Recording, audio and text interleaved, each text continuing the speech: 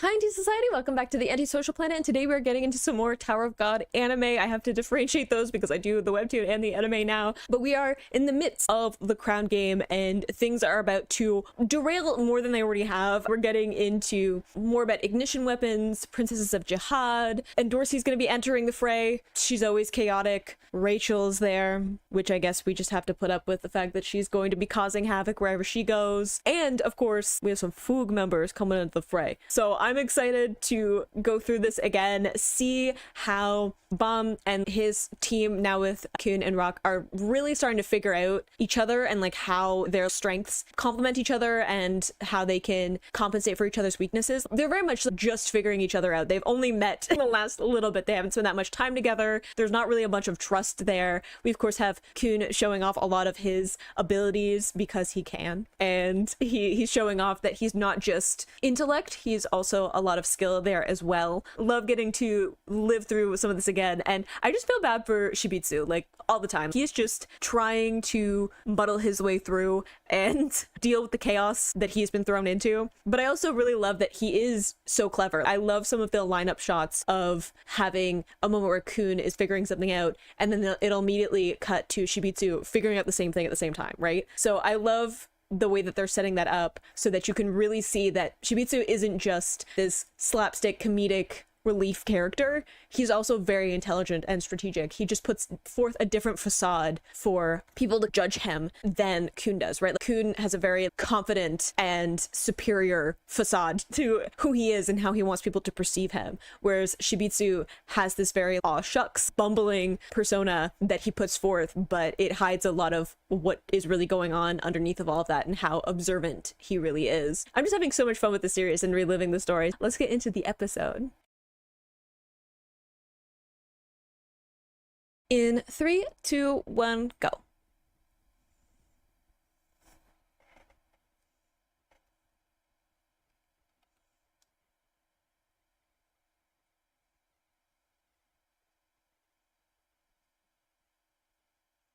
I was just like rocking out to this opener.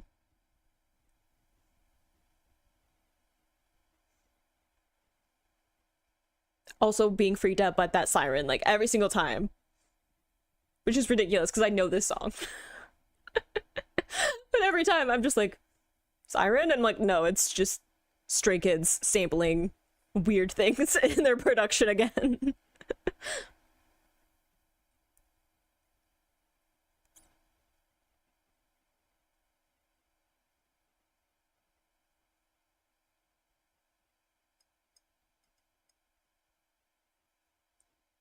Every time there's water imagery, I just get like tense up. Because anytime Bomb's like anywhere near water, I'm just like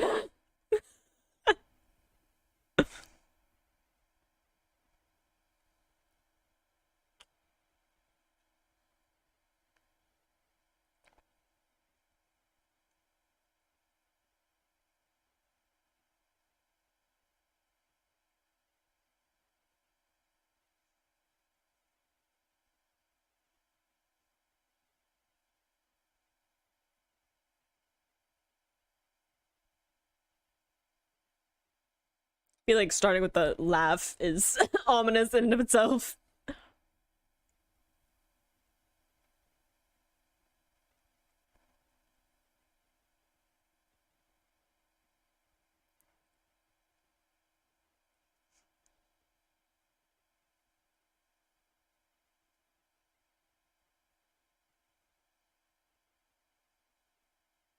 Oh my goodness, our poor clumsy darling.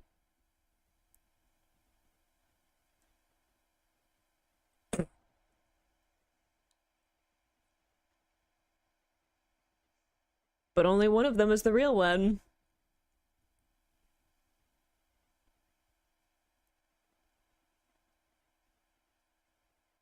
See? Shibutsu's not just comic relief. He's got so much going on. He's like the only one following all the steps that are happening right now.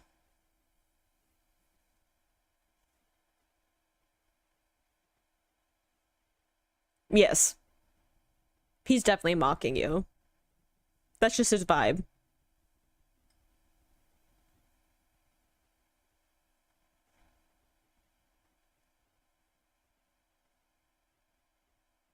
I was like, Rock's there though, and he's been rearing for a fight for a while.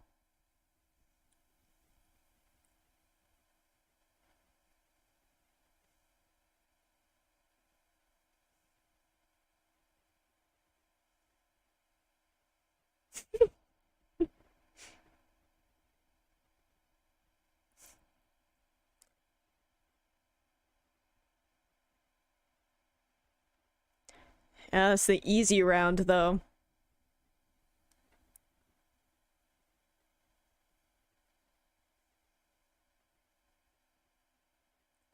Generally, yes. Which is unfortunate because he is really smart. He just has like a group that's like unimpressed and probably also figured it out. Is that our girl?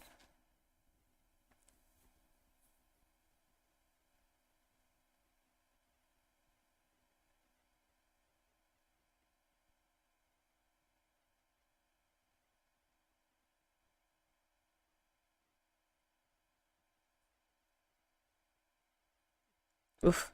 How ominous it is to have the line of like, let them dream a little longer, and then you have a cutaway, right? Like the double meaning there. Also, I love when Khun goes ponytail mode. That's how you know he's serious.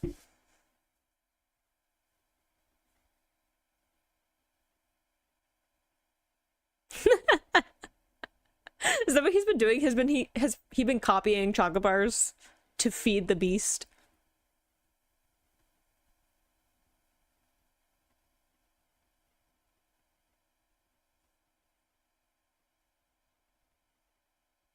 He did, yeah.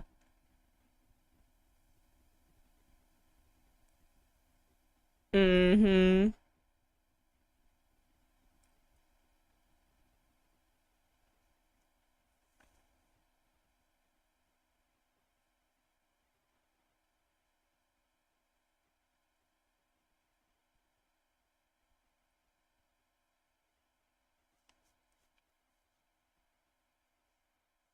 Oh, he just wants to fight.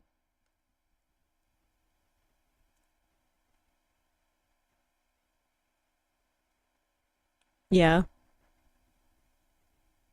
I love how the like the like ellipses are chocolate bars for him.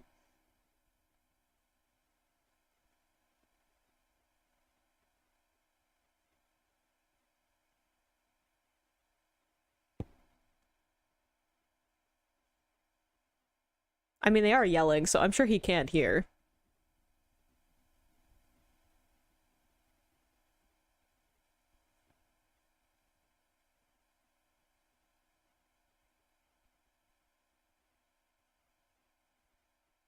Oof.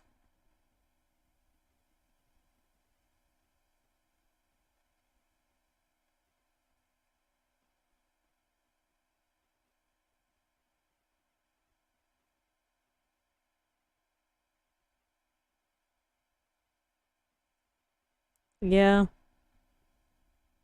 She's spooky.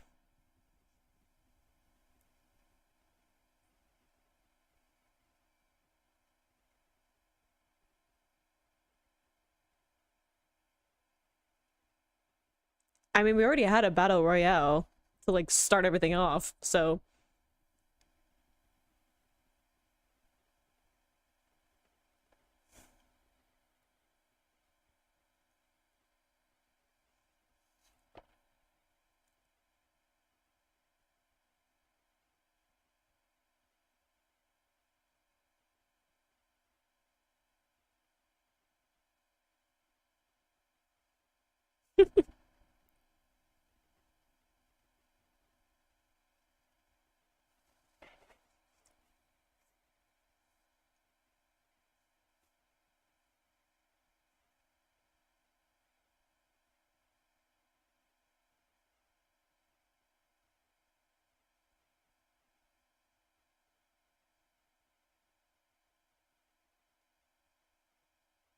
yep.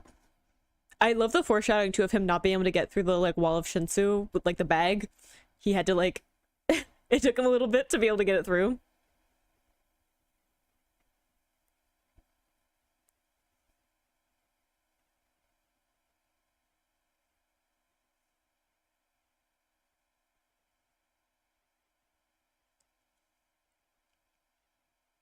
Yeah. Look at him pout. It's just not time yet. You can trick him with food. Food is the way to his heart, you know?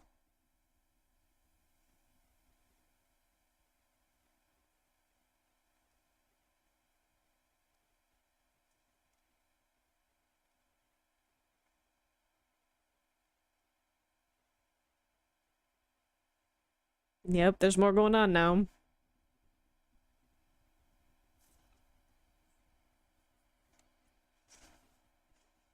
Mm-hmm.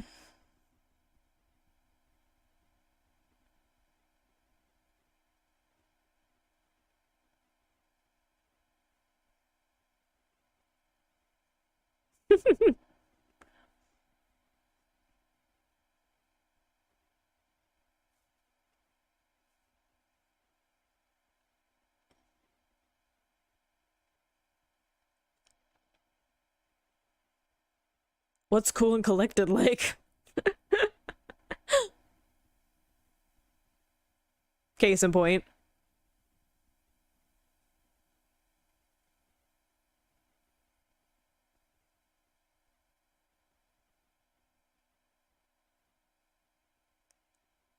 Yep.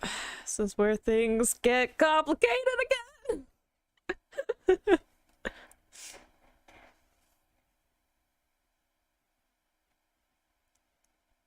Stay focused.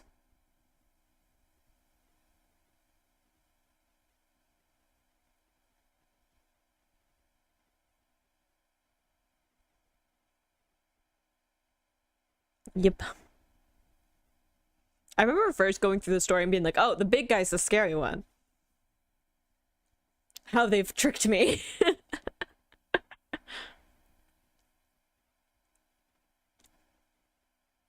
Yep. Wild card. There's a few wild cards in this round. The way his eyes trailed with that movement, like the animation there. Dang. Not as planned.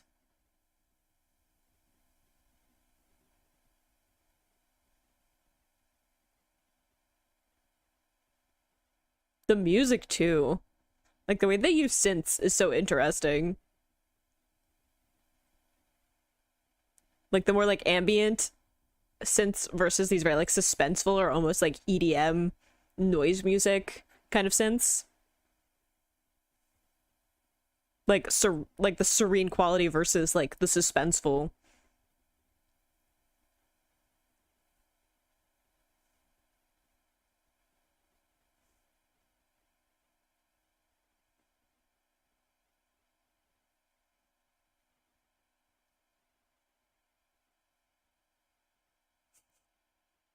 She does have a crazy smile, doesn't she?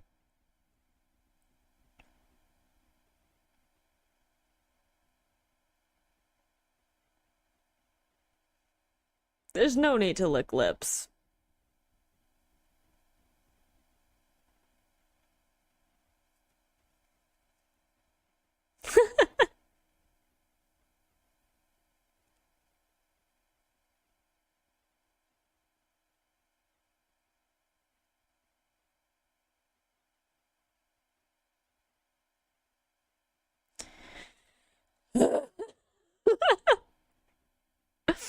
I won't be able to keep my rage to myself, but you know what? At least my sweet boy finally gets to fight somebody.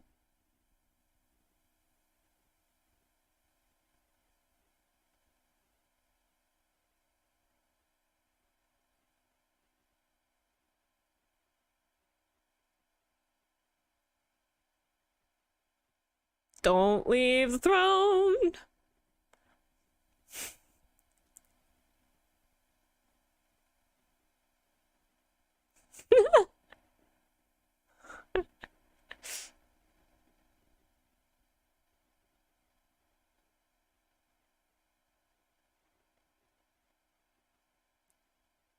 Ooh, some cool animation there.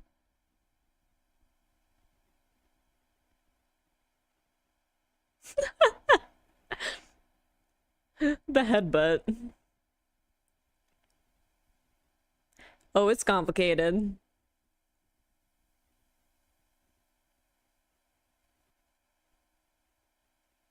Nope.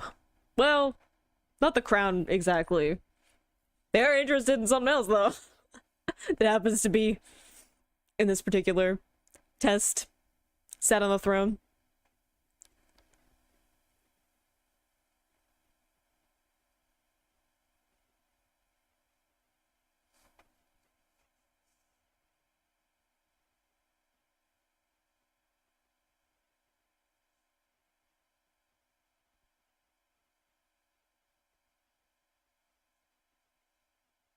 She's delightfully unhinged, isn't she?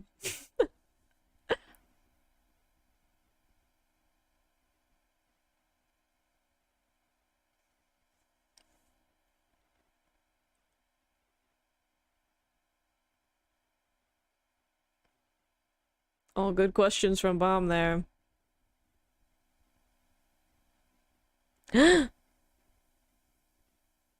You ruined her heels. We already saw her shoe collection.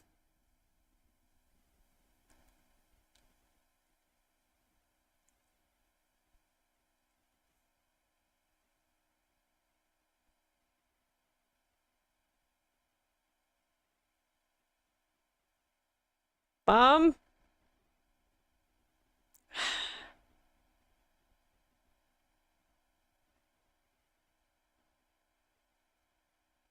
Yep. Oof.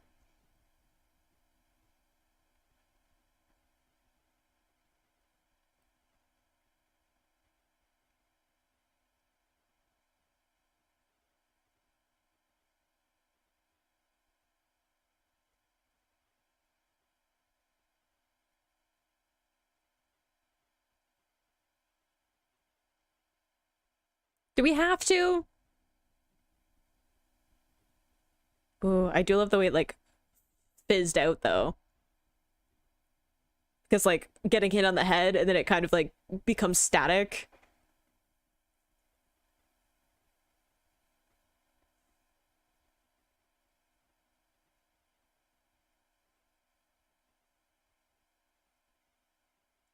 That's also, like, gorgeously animated, by the way. Like, this whole thing. The lighting.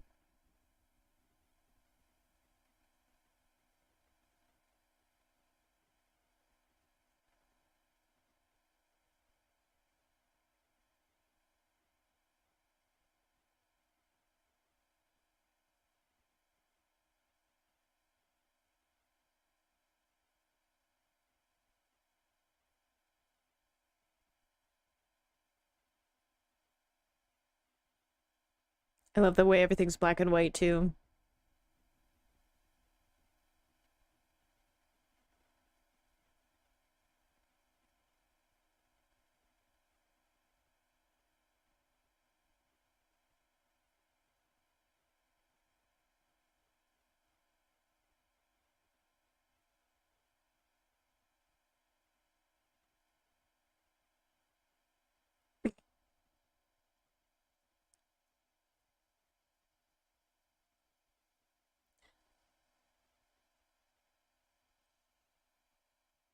I'm just excited that we're seeing some of the other characters.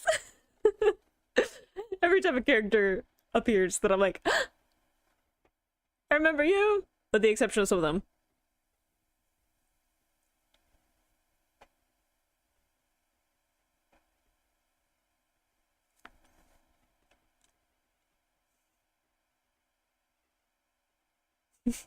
I don't know if they will. Like, first appearance, maybe not super impressed with him, but you'll see.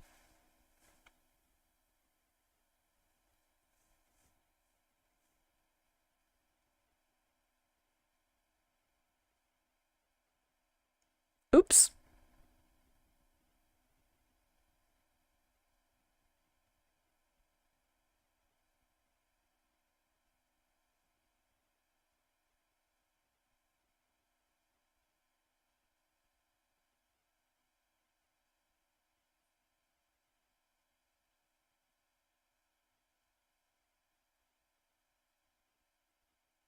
Definitely do not.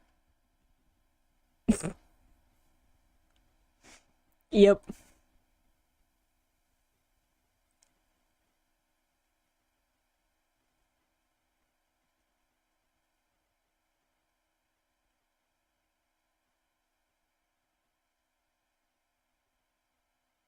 Yep. I love how they're in shadow this whole time. Because, like, everything that they're saying, there are multiple layers to it, right? There's what they're saying on the surface, and then there's what they're actually talking about.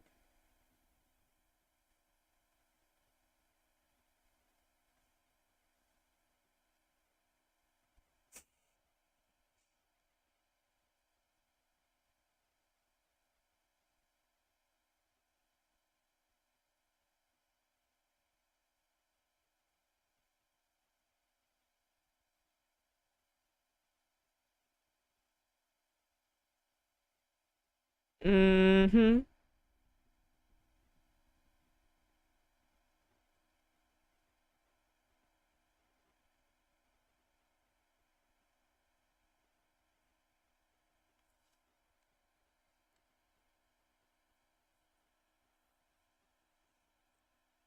Oof. The insult.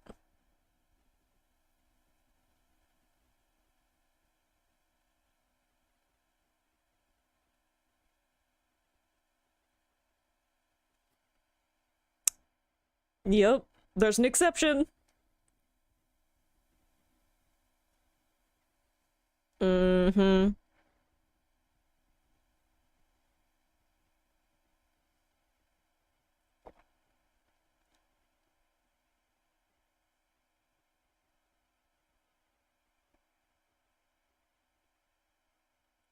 And so the fissures start.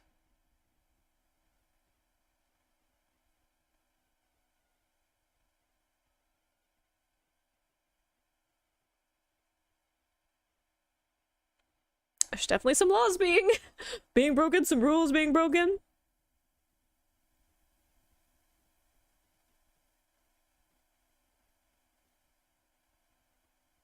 Good little foreshadowing there too. The fact that the Roro had his back turned too at that point. And like there's better lighting here, right? Like the difference between them being in shadow and then there being light coming through later. The contrast of like them masking what they were actually trying to talk about versus them asking questions and talking about things more genuinely.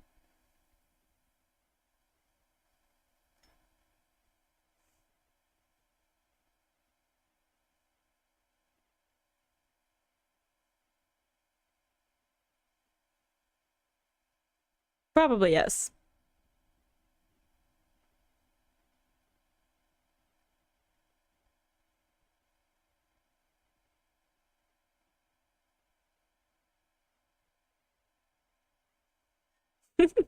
The irritation.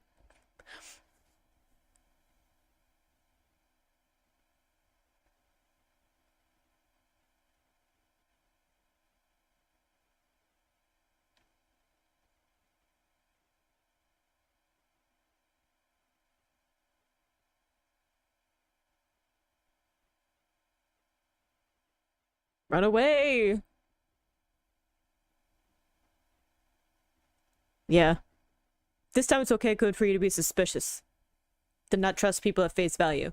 Because she deserves it. I honestly forgot how much was set up in this small time frame. I remember the crown game being a very key thing. It's so clear in my head, that particular scene and the different chapters that were part of the crown game, because I remember it felt like the shifting point in the series. I very much felt like this was going to be very episodic. It was going to be a lot of tests back to back, different kinds of puzzles and challenges that they were going to have to face. And yeah, there is a lot of that in the series, but I definitely thought that it was going to be a little more formulaic, and then getting getting to that particular test going, oh no, there are so many more layers to what is going on. And it really changing the way that I was going about reading the series, because I was like, oh, there are so many things. There's so many things being set up here. And I forgot how many there really were. The farther I got into the series and the farther I got from this point, the less I was able to remember all of the foreshadowing and the important things that were set up for different characters and the dynamics between them. And especially with setting up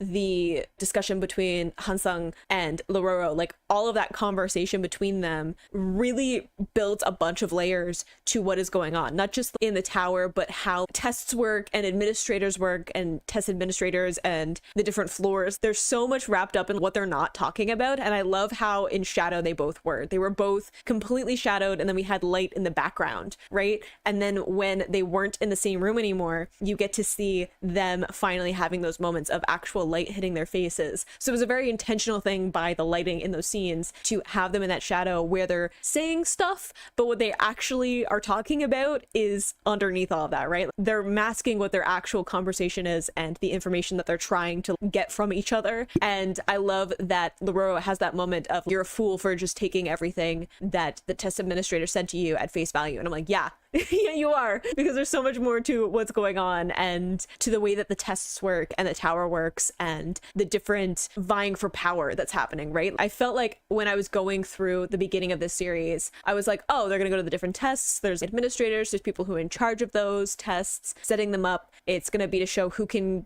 progress throughout the tower, who's strong enough to be able to handle it. Like the Shinsu levels change and all of that, so they need to make sure that people are able to go through the different levels of the tower and not be like eviscerated immediately. But I thought that there would be a certain kind of structure. They talk about laws of both the tower, but also there are rules to the different tests. And I was like, oh, obviously those are going to be like structures that are enforced. And there's a whole system here and loyalty to Jihad and the different structures here. And then I remember getting to that conversation and being like, oh, actually, that's not how this works. And there are so many different factions and people vying for power and stuff, because when you get to a point where you're powerful enough to be like an administrator, a test administrator, to be in charge of the different floors and stuff, you have so much power, you have so much experience, you've seen so much of the tower, that the only reason that you've made it this far is because you're extremely strategic and intelligent and powerful, and you crave to have that power and control, right? People do not progress up the tower because they do not have the ambition to be powerful and in control. It really shifted